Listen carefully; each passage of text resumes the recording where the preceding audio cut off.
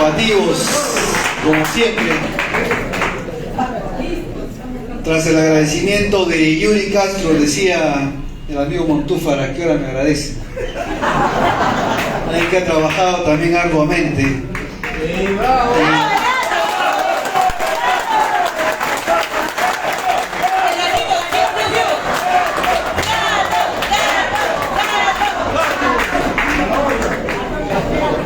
Han postulado el gato, el pato, el porco, todos.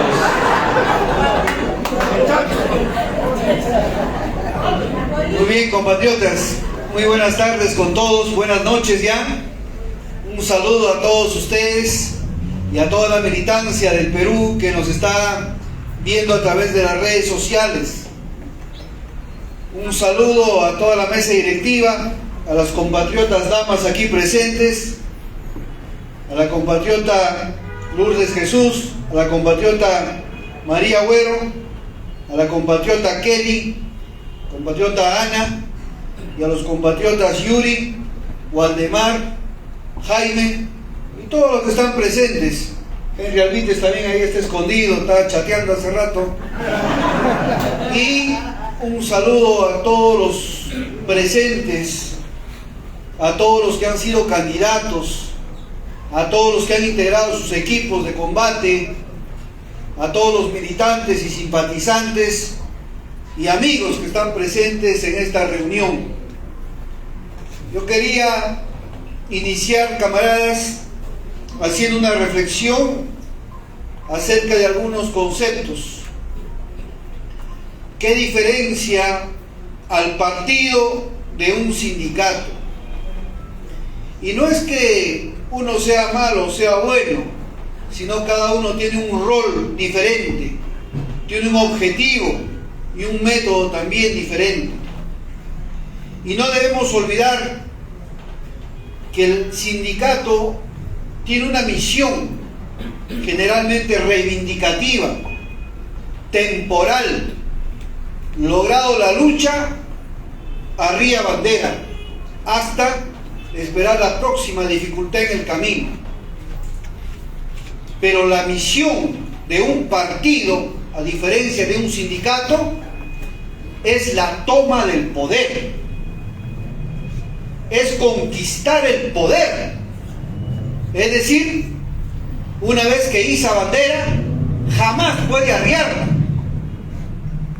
porque la lucha por el poder es una lucha permanente, es una lucha en la cual esa contradicción de clases sociales es permanente y seguirá siendo hasta en la mejor teoría social que puede existir en el planeta. Por eso Marx decía con mucha fineza, la historia de la humanidad solamente puede resumirse en la historia de la lucha de clases. Desde que existió hasta el paraíso que se quiera hacer con la teoría que él proclamaba. Pero mientras tanto, mientras no existe ese espacio, vamos a seguir en esa lucha no solamente permanente, sino irreconciliable. Y eso es lo que vemos hoy en día, una lucha irreconciliable. Si observamos que el gobierno de Pedro Castillo no ha tocado el poder económico, no lo ha cambiado, no lo ha reestructurado, ni siquiera le ha dado, como dicen, un empujón. Pero pese a eso, la lucha es irreconciliable, porque lo ha puesto un partido, lo ha puesto un pueblo que ha dicho que debemos cambiar esta sociedad. Y el triunfo de Perú Libre es un triunfo histórico en el país, único por el momento, porque ojalá vengan más triunfos desde adentro para que cambien el país y nosotros solamente seamos una guía si es que no llegamos a la cúspide que pensamos y que definitivamente es una meta irrenunciable también para cada uno de nosotros. Cuando Kelly decía sobre la naturaleza del partido, y también lo dice nuestro ideario, cuando hablamos que el partido es un partido que toma las ideas troncales del marxismo, del leninismo, del mariateísmo. Hay que defenderlo y hay que entender por qué.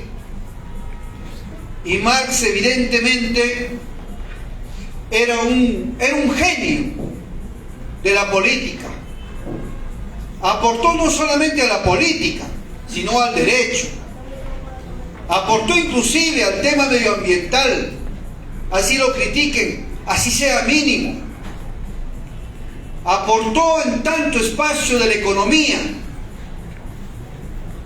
en el espacio sociológico, antropológico del hombre y de la humanidad.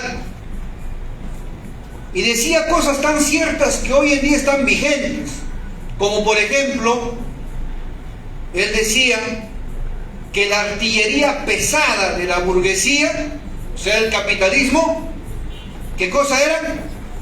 Los precios bajos. Y es así, con los precios bajos, con el famoso dumping, es como destruyen las economías de todos los países tercermundistas y los hacen dependientes. Es decir, nos venden un producto por debajo de su coste normal y con eso quiebran los mercados nacionales, que les cuesta producir más, y una vez quebrados los mercados nacionales, ellos te suben y te regulan el precio como quieran y nos generan la dependencia. ¿Acaso no entran los productos chinos baratísimos aquí? ¿Y a qué conllevó eso? A que se destruya la incipiente industria peruana y nos hicieran dependientes. Por eso Marx decía con toda puntualidad: la artillería pesada del capitalismo son los precios bajos hasta lograr la dependencia de las demás naciones. Y eso es tan cierto, camaradas. Asimismo, Lenin, que es una fase más avanzada, una fase ya de lucha, porque Marx escribió su teoría en tiempos aparentemente de paz, pero a Lenin ya le tocó en los tiempos de lucha, para sacudirse de del régimen zarista. Lenin tuvo que demostrar en la práctica que esa teoría, la teoría socialista, era superior a la capitalista. Fíjense qué reto. Estaba en la obligación de demostrar eso y no podía fallar. Se constituía por primera vez un Estado socialista en el mundo, en el planeta, dirigido por trabajadores, por obreros, y lógicamente haciendo también purgas al interior y sacando a quienes todavía quedaban con la mentalidad y los rezagos capitalistas o zaristas inclusive. Lenin hizo toda esta transformación en medio de una lucha social. No lo hizo en los tiempos de paz. Lenin nos demostraba lo que decía en teoría, que la revolución no se hace, ¿verdad? La revolución se organiza, que es diferente, porque solamente el espontaneísmo hace las cosas como vienen, y si vienen deformadas, que vengan, y si vienen perfectas, que vengan. Pero eso es esperar por inercia. Por eso el gran pensador italiano Gramsci también decía: la única forma de predecir el futuro es organizándonos para que eso suceda. No hay otra forma. No hay brujos, no hay magos, no hay divinidades, nada por el estilo. Es organizándonos en función a que suceda un fenómeno. Y es cierto. Y una de las debilidades que tiene cualquier organización es el espontaneísmo. Esperar que las cosas se van a dar porque tienen que darse, y no generando las condiciones para que eso suceda. Nosotros hemos empezado estas campañas, y los compatriotas más aún, que han estado en la misma pelea, y no vayan a creer de que ellos han sido derrotados políticamente o ideológicamente. pueden haber sido derrotados electoralmente, y eso es parte de nuestra victoria más adelante. Por eso que en política, cuando uno está convencido de la tarea y persevera sobre eso, siempre va a llegar el triunfo, camaradas. Y eso es lo que debemos apuntar a cada momento.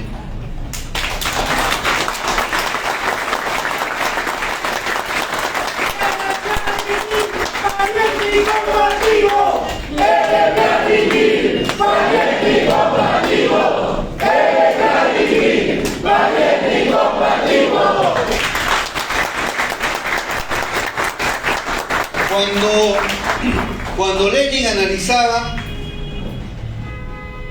sobre el Estado, en su famoso libro El Estado y la Revolución, que les recomiendo una y mil veces, camaradas, leerlo, una y mil veces. Es una obra que sustrae muchos elementos del famoso libro de Engels, El origen de la familia, la propiedad privada y el Estado. Y ahí llega una conclusión muy interesante y dice lo siguiente: el Estado no se diseña para defender a los pobres, no se diseña para defender a las mayorías ni a los desposeídos, que es lo que siempre nos han enseñado, ¿verdad? Dice Lenin. Por el contrario, el Estado se diseña para defenderse de las mayorías, para defenderse de los pobres, para defenderse de los desposeídos, que pueden saltarle a la yugular a los opresores. Por eso es que crea sus fiscalías, sus poderes judiciales, sus notarios, sus procuradores, su policía, su fuerza pública, su ejército. Por eso muchos ciudadanos dicen: en mi casa la seguridad ciudadana no funciona, están asaltando a cada esquina y la policía no está. ¿Y quién te ha dicho que la policía ha sido creada para ti? La policía está creada para defender ese pequeño grupo que controla el Estado. Por eso es que la policía goza de espacios de excepción y de algunos privilegios. Eso es un ejemplo. Al igual que gozan otros funcionarios de la burocracia estatal. Entonces, todas esas cosas Lenin fue capaz de poder dilucidar. Y Mariátegui, llegando al Perú, ¿qué aportes de Mariátegui? Muy interesante. Cuando dice, por ejemplo, no hay nada más poderoso en el mundo de cambiar la psicología del ser humano que la economía. Y es cierto, hay varios compatriotas en aquel momento que fueron electos congresistas y la economía les cambió la vida, les cambió los principios, les cambió los valores, les cambió todo lo que pregonaban antes. Sí, dicen que siguen siendo de izquierda, pero no, en la práctica ya han dado un salto distinto. Han pasado no solo a traidores, sino a negociantes, a cajoneros, ¿no?, del sistema. Entonces, compatriotas, Mariátegui tenía gran razón. Y cuando Jorge Basadre definía a Mariátegui, lo definía en pocos términos.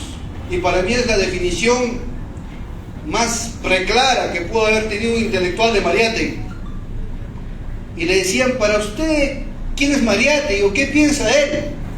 Y él dijo lo siguiente: Mariátegui fue el producto, o es el producto, que la universidad peruana todavía no ha podido dar. Fíjense, porque Mariátegui jamás pisó una universidad. Es el producto que la universidad peruana todavía no ha podido concebir.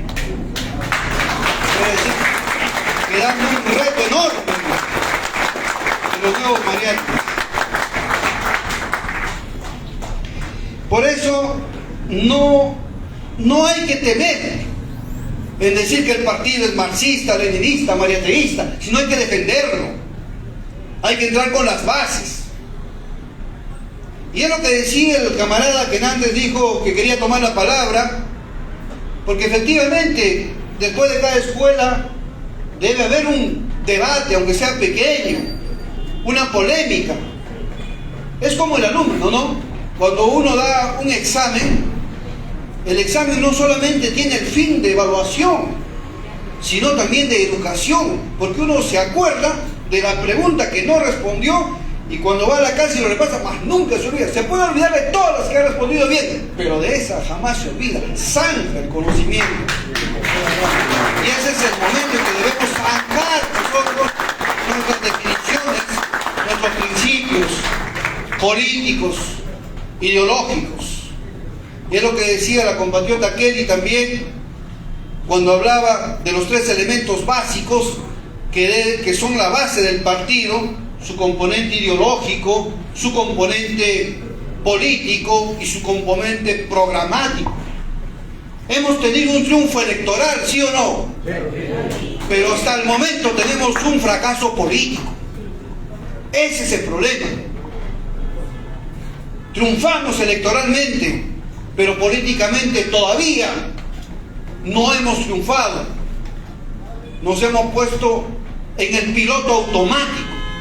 Y digo nos hemos puesto porque pese a que la dirección del gobierno ya no pertenece al partido, no podemos desligarnos también de la responsabilidad del partido que ha permitido llegar al gobierno a los que ahora están en el Ejecutivo. Por eso es que debemos recurrir siempre a la autocrítica, a la crítica y a la contracrítica. Y la crítica no es mala, y lo hemos dicho una y mil veces. La crítica es una herramienta hermosa que permite dilucidar las dudas. Por eso es que no hay crítica constructiva ni crítica destructiva, ¿verdad? La crítica es una sola y siempre es constructiva. Ese que critica con fines y no utiliza la crítica como medio, eso se llama chisme. Eso no es crítica, porque la crítica es una herramienta que uno la utiliza como medio. ¿Para qué? Para proponer una solución. Crítica como medio, no como fin. Critico y no digo nada, y no pongo la mano, no pongo el hombro, no ayudo a resolver este problema. ¿De qué serviría la crítica en tal caso? No serviría de nada. Hace poco entrevistaban, por ejemplo, a Antauro en el sur y le preguntaban: ¿y qué piensa de Perú Libre? Y Antauro decía: bueno, ellos son marxistas-leninistas, y esa es una muestra también de la colonización mental del extranjero en nuestro país. Como si la filosofía no aspirara a conocer leyes de carácter universal. Como si nosotros viviéramos aislados o estuviéramos fuera del planeta. Hoy en día hasta pensar que alguna isla de algún país, digamos Cuba, sigue siendo una isla, es un error. Hoy con la tecnología, el internet, la navegación y todo eso se ha roto. Prácticamente hay una unidad. Por eso es que las políticas globalistas han avanzado.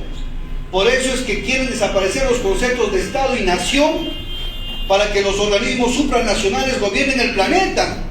Una de ellas es la OEA, por ejemplo. Entonces, compatriotas, y alguna vez se armó una polémica sobre eso, y hay quienes defendían que la ideología, o en su defecto la filosofía, para liberarnos de nuestros males en el Perú, debiera ser auténticamente nacional. Debiera ser, inclusive algunos planteaban, tahuantinsuyana, ¿no? Eso es nacionalismo, pero no es un nacionalismo popular el que defiende la identidad, nuestro idioma, nuestras costumbres, nuestras tradiciones, sino es un nacionalismo tóxico que es el chauvinismo. ¿El chauvinismo para qué? para impedir la integración de América Latina en un solo puño, para hacer de que el pueblo no sea capaz de asimilar ideas buenas del ámbito internacional que pueden ser una solución en el ámbito nacional, para aislarnos, para el famoso divide y reinarás. Para eso sirve el nacionalismo burgués, no sirve para otra cosa.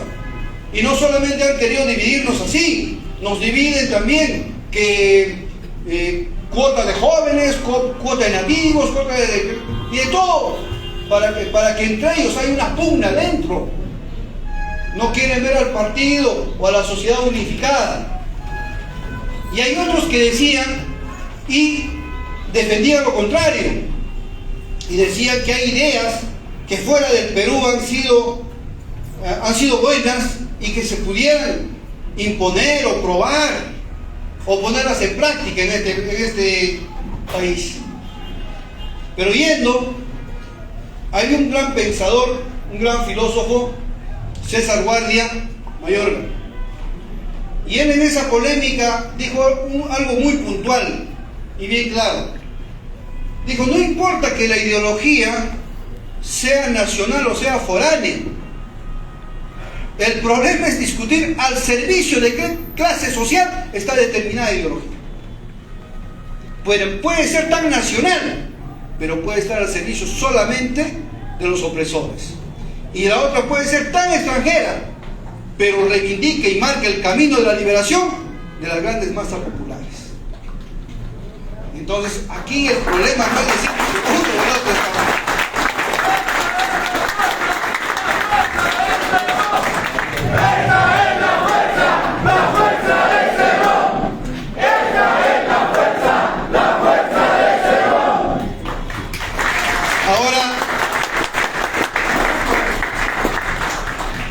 Hemos recurrido hace poco como país, como Estado, a la Organización de Estados Americanos,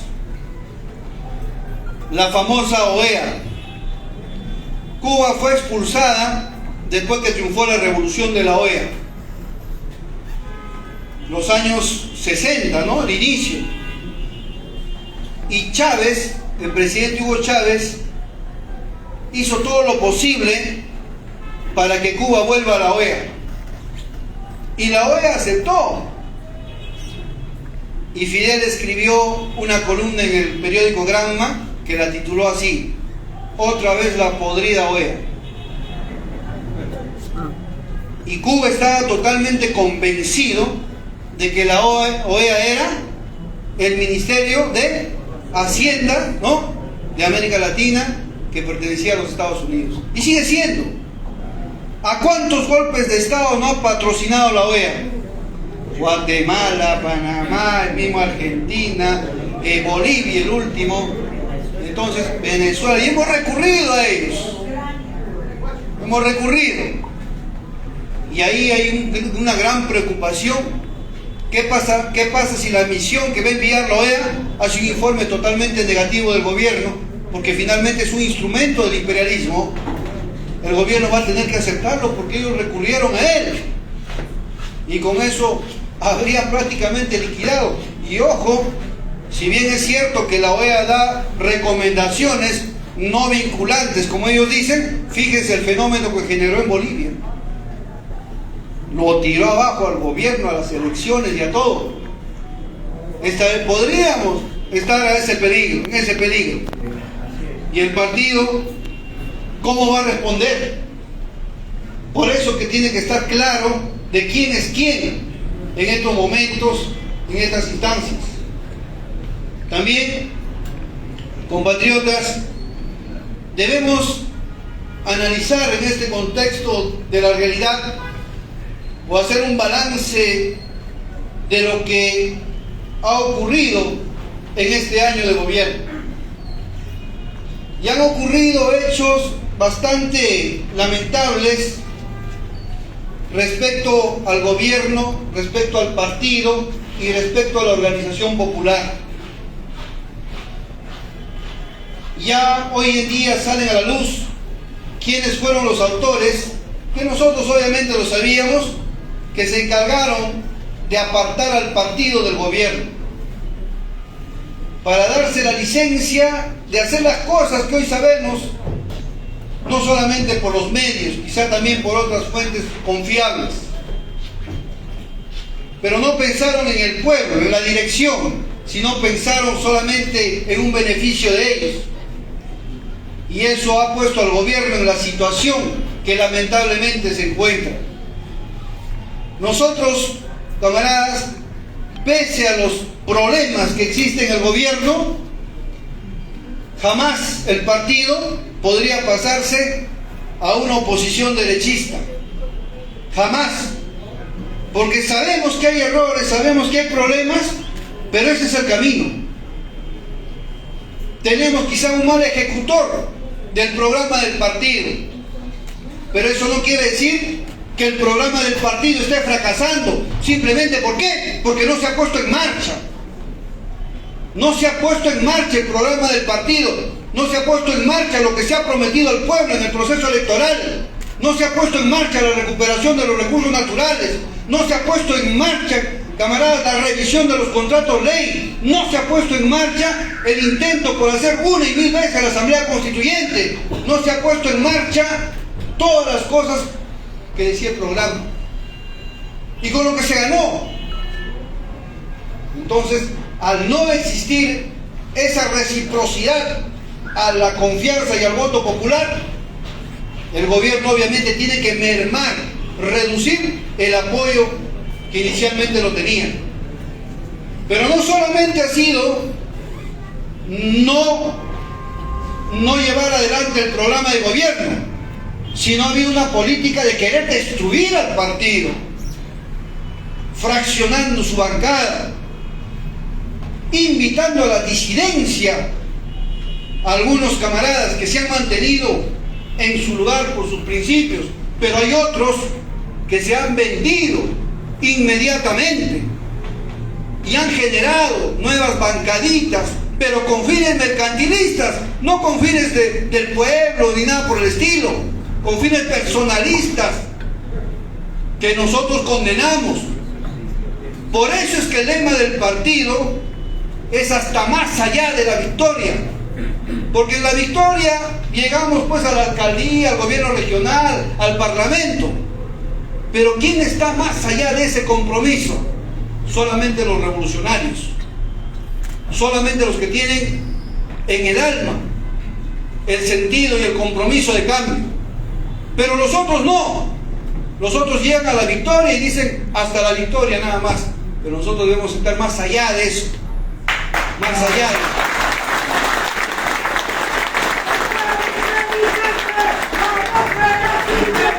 Un pueblo inteligente jamás será siguiente. Un pueblo inteligente jamás será siguiente. No debemos renunciar, camaradas, y el partido tiene que saber eso. El partido no es más que la avanzada de los hijos más comprometidos del pueblo. Esos constituyen el partido. Y quizá el que tenga los elementos más avanzados ya dentro del partido constituyan nuestros candidatos que han llegado a ocupar espacios. Entonces, eso es fundamental. ¿Con eso qué quiero decir? Cuando la camarada Ana decía que hay muchos que se están yendo, es porque realmente nunca estuvieron comprometidos. Estaban comprometidos, sí, con sus intereses propios, y nosotros lo sabíamos.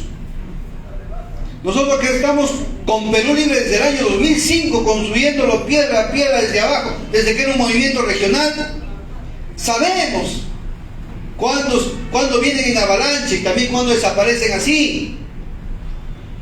Por eso que Lenin decía, cuando el motor, la vanguardia del partido funciona y esa chispa es capaz de encender, las calles y las plazas se inundan de gente y cualquiera, decía así en tono irónico, cualquiera es revolucionario. Y eso nos pasó cuando se pasó la primera vuelta y ganamos, ¿no, Yuri? El local no cabía un alfiler, todo Lima era comunista. Increíble eso.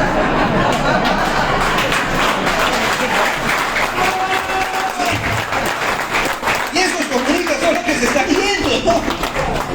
Pero es así. Pero esa es una masa, una bola, que igual puede volver a venir a apoyar y dar el golpe contundente siempre y cuando la vanguardia funcione bien. Porque si ese pequeño grupo de avanzada que es el partido y que somos nosotros no funciona, ¿cómo quieren que llegue la avalancha? El partido solamente va a aperturar la válvula para que venga todo el torrente y dé el golpe contundente. Pero eso tenemos que hacerlo nosotros. Eso ya no lo hace la propia masa como tal, sino su gente más avanzada, su vanguardia. Eso es lo que tenemos que generar. ¿Y para eso qué necesitamos? Necesitamos dominar la teoría del partido. Necesitamos leernos estos 11 puntos. Esto no es la página 11 de la UNDE, por si acaso. Estos son los 11 puntos que plantea nuestra teoría. Y la teoría que plantea el partido no es una economía social de mercado ni nada por el estilo, sino es una economía, porque tenemos que hablar de economía popular, porque va a estar al servicio del pueblo, de mercado, con mercado, perdón, no de mercado. De mercado sería hacer lo que han hecho ahora, donde el hombre es mercancía rentable y desechable. No se puede negar la existencia del mercado. Existe, el mercado resuelve el problema también, pero el Estado no puede estar en dependencia del mercado, sino el mercado debe depender de las políticas del Estado. Esa es la diferencia. Por eso una cosa es ser de mercado y otra cosa es ser con mercados. Y nosotros planteamos eso, la economía popular con mercados. Y no hay que tener miedo al término mercado. Muchos dicen, no, el mercado es de los capitalistas, que inclusive en la televisión dicen, no, pero ¿cómo si ustedes no creen en el mercado? Es falso, compatriotas. El mercado ha existido en el comunismo primitivo, a manera de trueque. Ha existido en el esclavismo, ha existido en el feudalismo, ha existido en el capitalismo, existe en el socialismo de mercado de China. Posiblemente siga existiendo más adelante. Por tanto, ¿el mercado qué cosa es? El mercado es un legado de la humanidad, no del capitalismo. El asunto es volver a discutir, así como discutíamos de ideología, al servicio de quién se pone el mercado. Esa es la diferencia. Porque el mercado aquí está al servicio de los ricos, de los dueños de los bancos, de las grandes empresas, de los que manejan las minas, el gas del Perú, el comercio exterior, de ellos. No al servicio. Qué lindo sería poner ese mercado tan fructífero al servicio del pueblo. Entonces, ¿el mercado es malo? No es malo. El asunto es al servicio de quién se pone el mercado. Por eso es que nuestra propuesta es la economía popular con mercados. Por supuesto, el cambio del modelo económico. Por eso, ahora eso, ¿en qué lo vemos? Vamos a plasmar. Vamos a plasmarlo casualmente en el cambio de este documento, que es la Constitución Política. Y el capítulo económico es fundamental que lo vayamos a dominar, compatriotas. Es del artículo 58 al 65, nada más se les pide. 7 artículos. No se lean los 100 y pico, los 7 nada más. Y con eso vamos a contrarrestar duramente a la derecha, que se va a quedar sin argumentos. Por ejemplo, ellos dicen en el artículo 58, en el artículo 58 dice esta constitución fujimorista que el Perú tiene una economía social de mercado, que de social no tiene absolutamente nada, porque si no, no se hubieran muerto, según ellos, 250.000 de peruanos en la pandemia, y según otros cálculos se han muerto casi 500.000. Y es el país que más ha sufrido ¿Y cómo si tenemos una economía próspera, una economía donde el mercado está al servicio de la sociedad? Falso, compatriotas. Ya ustedes veían cómo los ricos iban a Estados Unidos a ponerse la vacuna y nuestro pueblo moría en cada esquina. Todos son testigos de eso. Y eso también ayudó a ganar este proceso electoral, porque le hizo ver a la gente en la cancha de la salud la lucha de clases. Cómo los pobres morían a granel y los ricos se salvaban. Es más, los ricos han seguido enriqueciéndose mucho más con Reactiva Perú. Se prestaron millones, miles de millones que no lo devuelven. Y todavía tienen la ostra de decir que si no lo pagan, lo va a pagar el Estado. Y no va a pagar el Estado, lo van a pagar los usuarios, lo vamos a pagar nosotros. El Estado no paga nada, el Estado solo canaliza lo que paga el pueblo. Es que aquí el Estado es un ente abstracto en ese momento, pero el que paga es el pueblo, absolutamente todo. Entonces nos marean diciendo, no va a pagar el Estado, como si fuera un tercer ente que va a asumir. No, por no decirnos, lo van a pagar ustedes. Ese es el asunto. Vamos a pagar todos nosotros. Entonces nosotros quisiéramos cambiar este artículo 58, porque el Perú se rige por una economía popular con mercados. Ya, no será mañana, no será pasado, pero esa es nuestra meta, ese es nuestro objetivo como partido. Y habrá un modelo diferente en dependencia de la correlación de fuerzas de la sociedad, de las fuerzas políticas, definitivamente. Después manifestaba en su artículo 59 que el Estado solamente va a incentivar lo que es la iniciativa privada. Nada más. Ellos no van a incentivar la iniciativa pública, ni siquiera mixta. Solamente el Estado protege, promueve, ¿no?, la iniciativa privada. Entonces debemos nosotros a decir que promueva pues la iniciativa mixta y la iniciativa pública. Eso es fundamental, porque mientras eso no vamos a tener empresas del Estado. Fujimori privatizó, compatriotas, cerca de 260 empresas del Perú, que era propiedad de todos nosotros.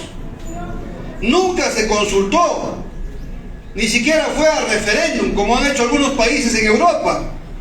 Ahí no se consultó a nadie y se vendió, y se creó una nueva casta política empresarial del país. Esas empresas, compatriotas, ¿bajo qué pretexto lo vendieron? Bueno, de que eran malas, que el Estado no sabe administrarla, que es un desastre, ¿verdad? Pero todavía quedan algunas empresas del Estado en el Perú que son buenas y son rentables. Por ejemplo, el Banco de la Nación, por ejemplo, una empresa del Estado rentable. Y eso que no tiene facultades de hacer los préstamos como lo hace la otra banca privilegiada. Porque ahí se incentiva solamente la iniciativa privada, ¿no? Pero en el Estado hay que ponerle los parámetros. Pero existe. Ahí está COFIDE, que es el banco de primer piso, que subsidia a los bancos de segundo piso, que es lo que conocemos. Perdón, de segundo piso, que subsidia a los bancos de primer piso, que conocemos, que son el crédito y todo esto. COFIDE es el que les da el soporte económico, y COFIDE es del Estado. Ahí tenemos Salud, que con todos sus problemas es el mejor sistema de salud que tiene el país. Ahí tenemos CIMA, que ha hecho más del 90% de los puentes del Perú. Pero bueno, pues, como no es del Club de la Construcción, no hay que hablar de ellos, ¿no? Eso es lo que pasa. Y las que eran mejores que eso, compatriotas, las que eran mejores en puertos, aeropuertos, corredores aéreos, todo eso lo vendieron. Las que eran mejores, o sea, dejaron lo que era más malo, ¿no?, entre ellos, pero siguen siendo buenos. Entonces, ese cuento de que el Estado no puede administrar, que el Estado no sirve, eso es lo que nos ha metido a la psicología colectiva para rechazar las políticas públicas y favorecer a un pequeño grupo de personas que se han enriquecido con todos los bienes del Estado y con todo lo que producía el país. Ahora, ¿qué necesitamos para remediar esto, necesitamos un Estado fuerte. ¿Y cuándo se hace un Estado fuerte? Cuando el PBI estatal es igual o mayor al 30%. Ahí tienes un Estado fuerte. Nosotros no llegamos ni al 1%. ¿Qué quiere decir que el PBI estatal sea 30 o más? Tener empresas públicas, tener el control de nuestros recursos naturales, de nuestras minas, de nuestro gas, de nuestro petróleo, de nuestra pesca, de nuestros corredores aéreos. Ese es el Estado fuerte. Porque si el Estado no tiene eso, ¿cómo podría pechar al privado? No nos para, es más, en estas condiciones no puede.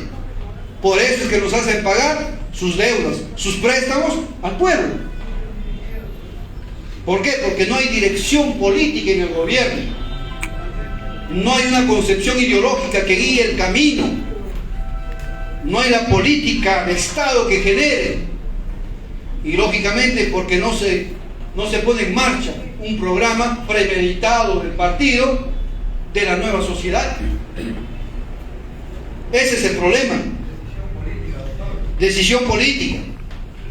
El artículo 60 habla del pluralismo económico. Bueno, es lo que habíamos tocado también. El 61, la cláusula antimonopólica le dice, ¿no?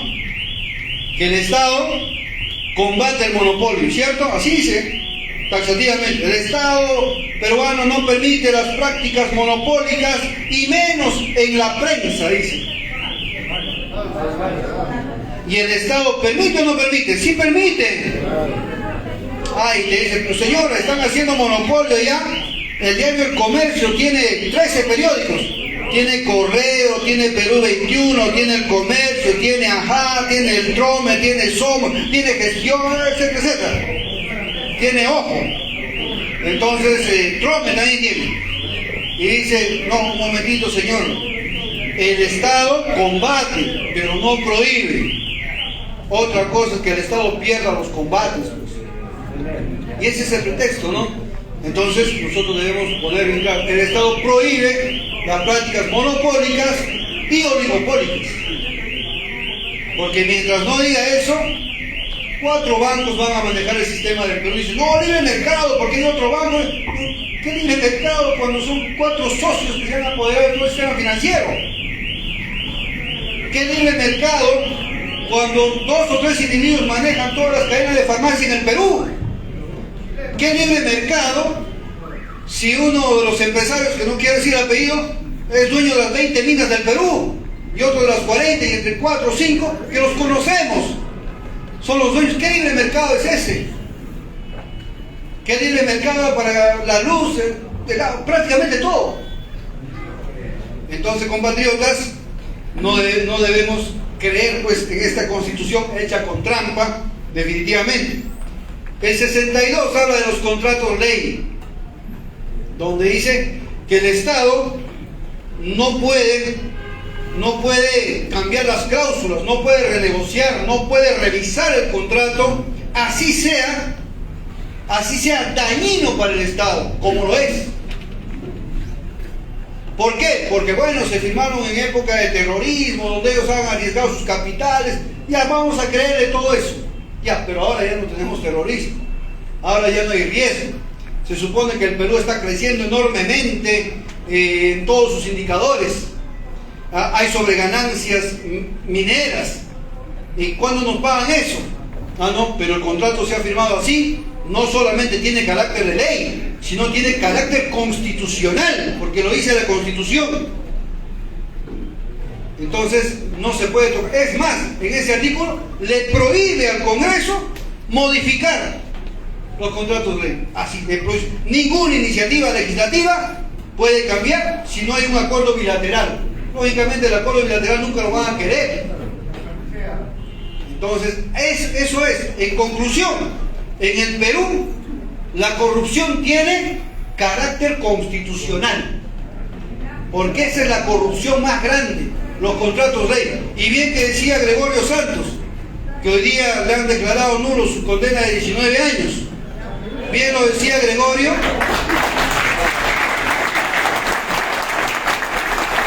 Gregorio Santos decía ¿Ustedes quieren las pruebas de la corrupción más grande en el Perú? Todo el mundo decía, sí, decía, lean El Peruano. Porque ahí están todos los contratos publicados de cómo se han robado este país. Y es cierto. Lean El Peruano para ver cada rato cómo reparten y cómo venden el Perú, con las concesiones y todos los servicios, todo lo que negocia, ¿no? Como nosotros vemos cada rato. Y todavía tienen para decir, no, el Perú, su tasa de crecimiento es alta. Claro, ¿cómo no va a ser alta si hemos vendido todas nuestras minas y todo eso? ¿Es alta para quién? Para el empresario, porque está ganando bien. Pero no es alto para los trabajadores, porque inclusive sacrificando su propio salario, sus propios derechos laborales, la tasa de crecimiento del empresario es mayor. Y lógicamente nuestro PBI puede ser alto, nuestra tasa de crecimiento puede ser alta, pero eso no implica que se haya eliminado la pobreza, jamás. Hasta podría ser contraproducente que en ese estilo sigan elevando nuestros indicadores nacionales, cuando enmascara. Por eso dicen, ¿por qué crecemos tanto y sigue habiendo tanta pobreza? ¿Por qué hay pobres en un país rico? Ahí cae la pregunta, ¿no? ¿Por qué hay pobres en un país rico que a diario va creciendo en sus indicadores internacionales? Y es por eso, porque crecen buenos indicadores para los que son dueños del país, pero no para la masa laboral, para el pueblo y nada en absoluto. También, por ejemplo, el artículo 65, para culminar, defensa del consumidor. Dice, el Estado defiende al consumidor. Así, ¿cómo lo defiende? Sigue leyendo, dice, brindándole información oportuna del producto, etcétera, que está con... Nada más. Ahí no dice interviniendo y regulando los precios, nada. Lo defiendo dándole información oportuna. ¿Y qué tipo de información le darán? Entonces, esa es la Constitución. Todo un atraco que debemos cambiarlo. Si ahora se habla de cambiarlo, tienen que cambiarlo las generaciones que vienen. Tenemos que cambiarlo nosotros si dan las condiciones, pero nunca debemos desmayar.